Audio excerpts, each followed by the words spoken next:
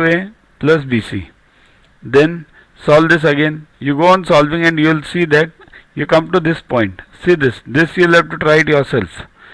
You come to this point. Minus 2a the whole square plus b square plus c square plus 2 into minus 2a into b plus 2 into minus 2a c plus 2bc. Now what is this?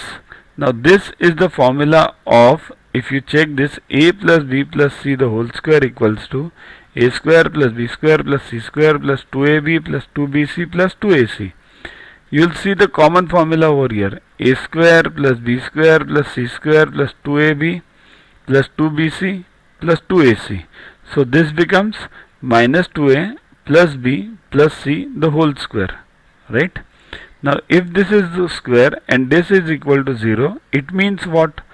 It means minus 2a plus b plus c is equal to 0, because the square root both sides. 0 square root is 0 and this remains as it is.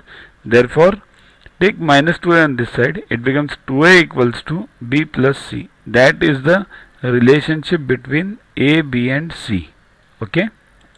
Second, if one of the root of the equation, this big equation, a into b minus c into x square plus b into c minus ax plus c into a minus b equals to 0. Remember, this is a quadratic equation, right? Degree is x square, means highest degree 2, so quadratic, is 1.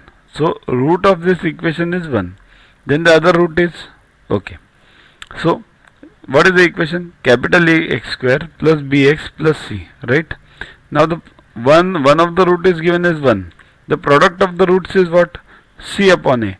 Where did we see this? We saw this in our earlier chapter.